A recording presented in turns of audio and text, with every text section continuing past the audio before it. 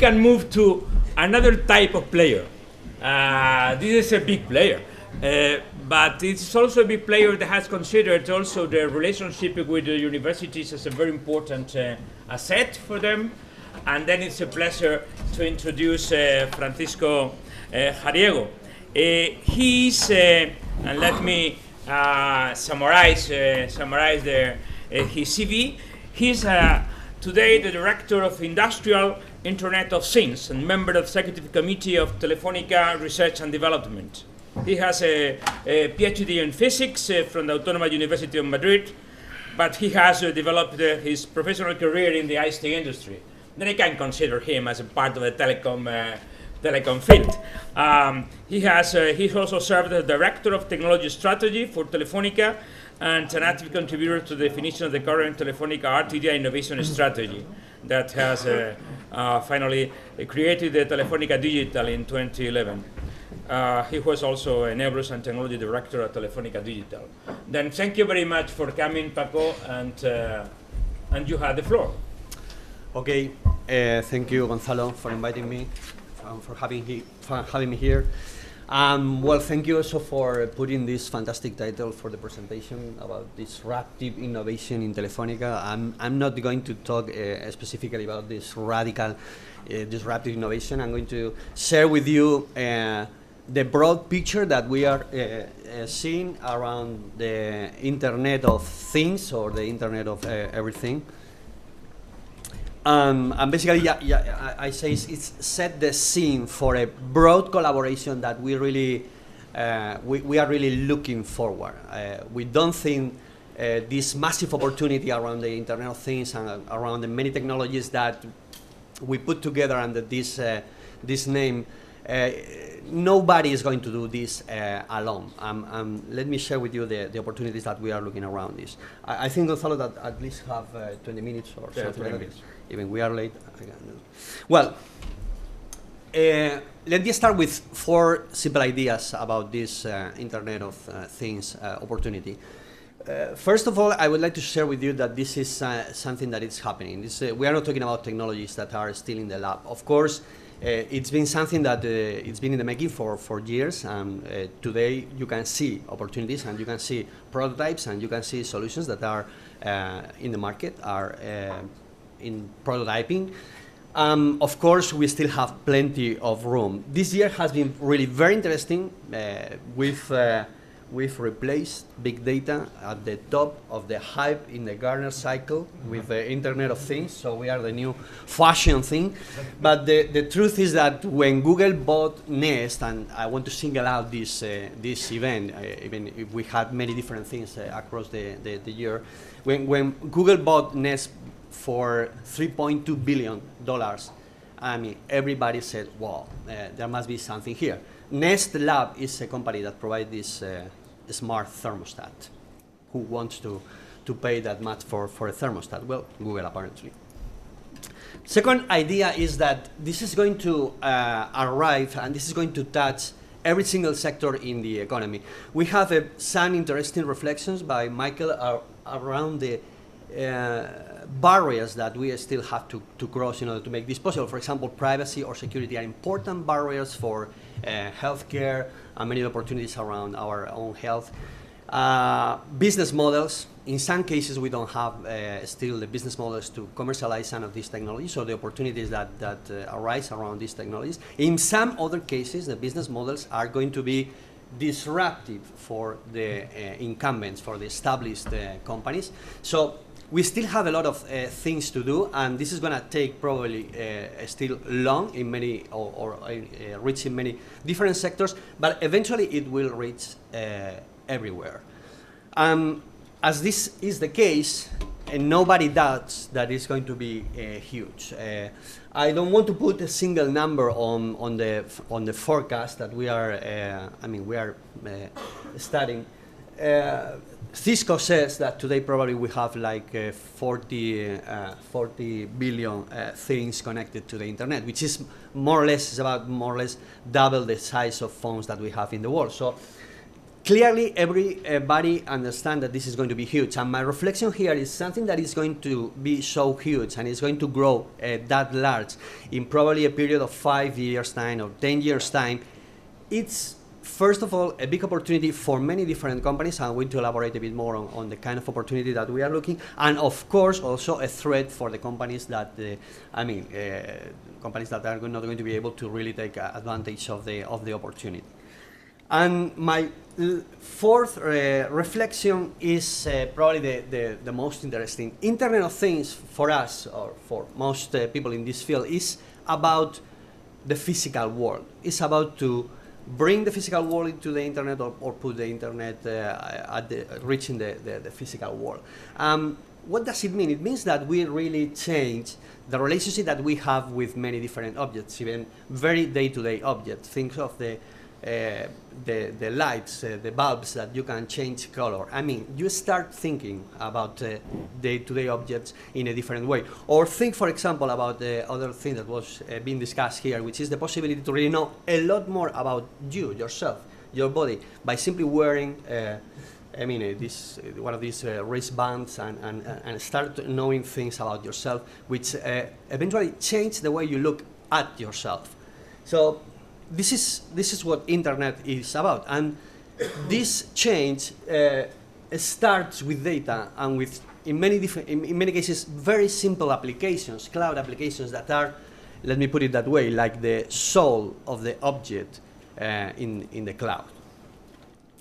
So these four ideas, this is happening, this is going to touch everything, it will be huge, and it changes the relationship that we have with the physical world.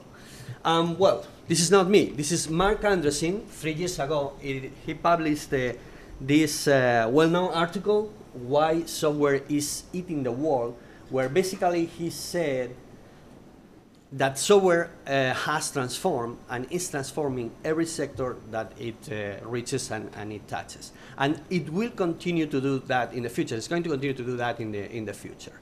But this year, Astro Teller, who is the chief of Google X, the radical innovation at Google, he said, well, yes, but most of the world pressing problems are physical in nature. So we need something that bridges the gap between the software and the hardware. And that's exactly what we are talking about.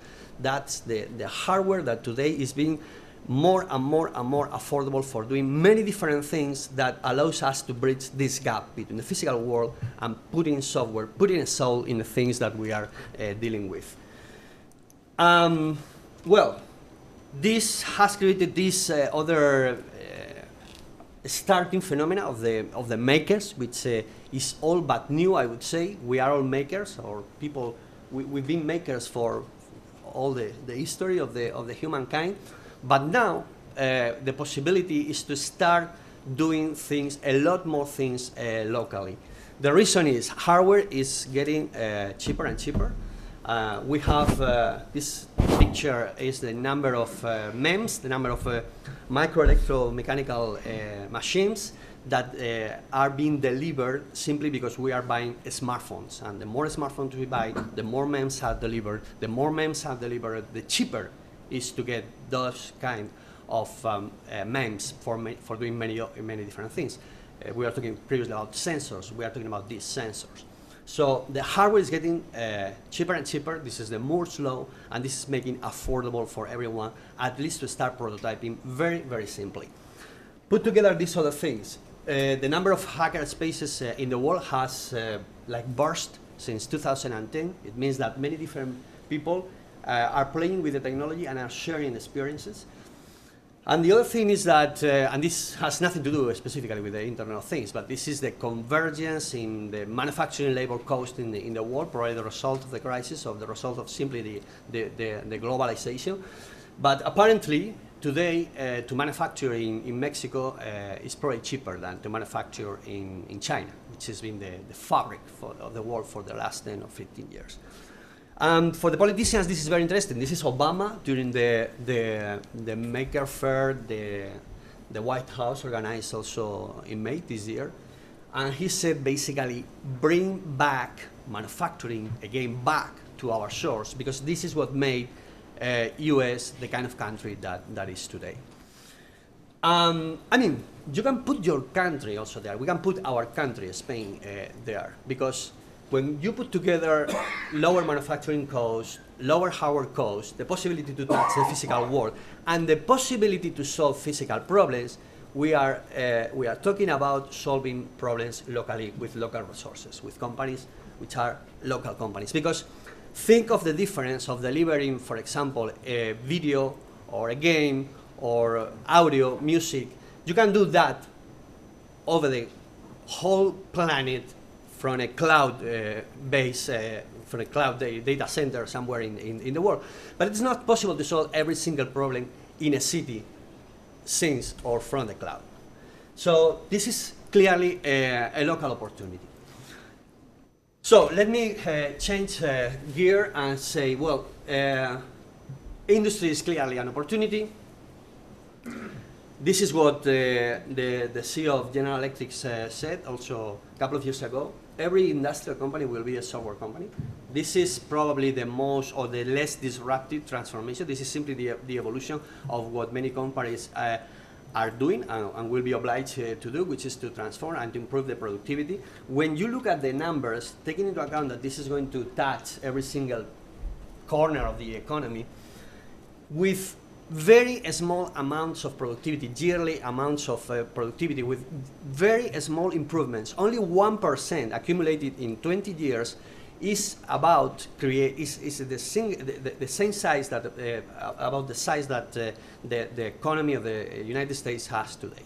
So a single difference improvement in 1% across many different sectors can create important opportunities. This is the putting the numbers of the associated benefits of this Internet of Things.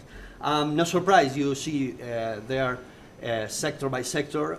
These are from numbers from McKinsey that, for example, e-health or manufacturing are clearly the largest opportunities, but you have many other different opportunities in, for example, the next thing that I want to comment, which is urban optimization and this concept that I don't want to talk about it specifically, which is smart cities. Cities are very interesting places. Cities are the places where people live. We choose to live in cities, and we choose to do this in most places of the world. We choose to do that freely. I mean, nobody obliges us to go to a city to live.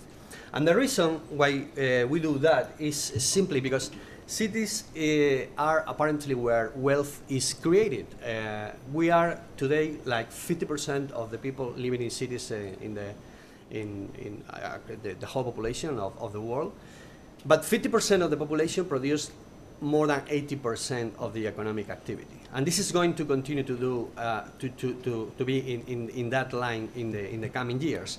If we look at the growth in the next 10 years, by 2025, the economy will have double size regarding the size in 2007, starting or before the crisis, this fantastic crisis that we've been enjoying for a few years.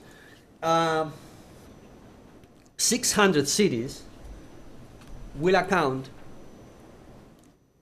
for more than 60% of that growth. And this 600 cities is about 25% of the population. So not only are we living in places or are cities the places where wealth is created, but this is going to be more in the future, apparently, or these are the forecasting. If we zoom how wealth is created, and I don't want to simplify, because I mean this is a very complex matter, economic matter. I don't want to simplify, but if we zoom, wealth is created by a very small number of new companies. We have to create tons of companies. Most of them fail, some of them succeed, but only very few companies produce wealth and produce jobs and produce transformation in the economy.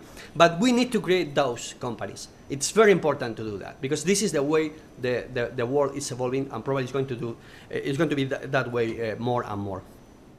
Detroit was like Detroit at the end of the 19th century was probably like Detroit was like Silicon Valley in the 60s or in the 70s, before this technological revolution started, or Silicon Valley became what is today. And Detroit is today the prototype of a failing city. This is also a simplification, but it's the iconic place where a city has failed to transform from an industrial city, the city of the car, into something new. New York was more or less, or was in a very similar situation to Detroit in the 70s. It had been also an industrial city, and it had to change. But New York managed to do that. And it became a financial city, and now, look at the numbers, in the last 10 years, in New York probably more companies, more jobs, more things are happening around the technology sector than even in the Silicon Valley. So you can do that, or we can do that. This is a real possibility, and it's important to understand, or to try to understand how can we do that. And this is where this massive opportunity for collaboration comes. Let me stop here and change into what we are doing in Telefonica. Let me share a couple of ideas of what we are, or how we are looking at this opportunity of the Internet of Things. We basically think that there are two important things to do, and this is again a great simplification, but two things to do in order to make this happen, or happen faster. One is to provide the machines, the hardware, the physical world, the kind of connectivity it requires. It is not necessarily the same kind of connectivity that we people require. All what we've done in the telecommunication industry, or most what we've done in the telecommunications industry, has been focused on providing more and more bandwidth to the devices, to the phones that we have with us all the time. Now we have to start looking at the machines and understand what kind of requirements the machines have, which in many cases is different. It's not a huge bandwidth. Some wearables or some industrial sensors need to send very small amount of information, but in some cases, for example, they need to operate on a battery, and it's important to preserve as much as possible the duration of the battery, because you cannot replace the battery when you have, I don't know, millions of things in the field. So we need to look at what kind of connectivity we need to provide in order to bring more and more and more things connected. The other thing that we need to do is to make it very or much easier to develop applications that use connectivity. What transforms the world is software. This is what Mark Anderson explained very well. A software developer, I mean, basically they don't want to understand exactly what kind of connectivity, what kind of device. They understand about data, and data is the raw material that allows us to solve problems. So we need to simplify, we need to abstract the connectivity and to put it in a data layer which is simple to use. These are the two things that we are trying to do. I cannot stand here, but basically we are in order to try to improve in the service enablement part. We are working in a very large project, an European project, which is the Fiber project. This project is helping Telefonica to develop our own strategy around the platform, and we think that that Europe has an opportunity by doing things, for example, around cities, which is one of the focus areas of Fiber. This is the service enablement part. The other part is extending the connectivity, making the connectivity much more easy, amenable for the different kinds of devices that we want to connect. And here we have several initiatives. Sorry, but I cannot comment all of them. But I can show you one thing that we are doing, which is, I think it's interesting. This is cellular connectivity. This is the kind of connectivity that we developed for years to provide connectivity for us, for people. We think that if we put together a GSM module, 2G connectivity, very old-fashioned, old stuff, a microcontroller, the minimum capacity to make processing locally in a device, and a SIM, of course, all the three things put together in a single chip. This chip, if it's cheap enough, will allow to do very simple things. And this is cellular. Of course, we have many other different possibilities to connect things. And here in this university, I mean, you have many interesting, or very interesting people doing many interesting things. But this is cellular, and with this, you can do things like this. This is a simple button. This is the sticker that you typically have on your fridge. But instead of being a dead thing, you can put life on the button. You can say, okay, when I press you, I can order a pizza. And we've done this with Telepizza. It's a very simple button. And inside this is this thinking things module that you've seen previously. This is the kind of things that you can do. And if you can do it cheap enough, you can start thinking about many different things. Basically, message here is, and Michael also pointed to that, I mean, if you have a problem and you have an idea, you have the knowledge, which is the important thing here, probably the technology to do whatever is about to be ready. Ready or about to be ready. Just to finish, we are basically opening this to collaboration, which is the title of this presentation. We launched very recently a challenge for, everyone that wants to play with this kind of technology, with the Thinking Things technology. We've done this through our Open Future initiative, Telefonica's Open Future initiative. We are planning, we still don't have a date, probably would be, February next year, but we want to launch a wire call for companies that want to develop things with these technologies. What we want to hear about, business models, services, whatever, and we are going to be ready to supply the technology that is necessary to do that. At least a couple of pieces which are interesting in order to start doing things with this kind of technology. So, this is our part in this ecosystem creation. Let's play together. And that's it. Thank you. Thank you.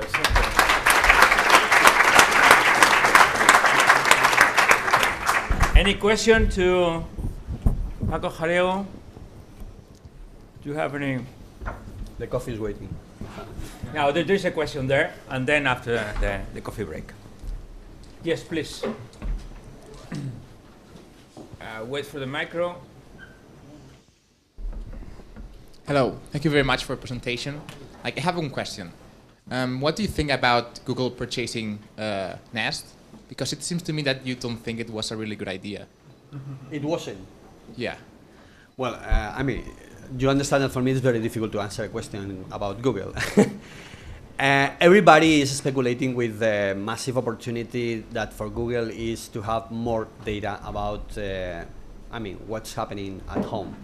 The fact that you have a thermostat that is saying, okay, now people are at home, now people are not at home because you know exactly what the temperature is, provides a lot of information. Think that Google, still thinking that Google is this cool company that wants to make it easier to order all the information in the world. This is more information. So all what we've read is that Google basically was interested in Nest because of this opportunity. I think that there is more to that because Nest also has a protocol on this kind of connectivity that we need, etc. So it offers, it opens another opportunity. But only the fact that it's more data and more data about people in locations, specific, etc. It's an interesting thing.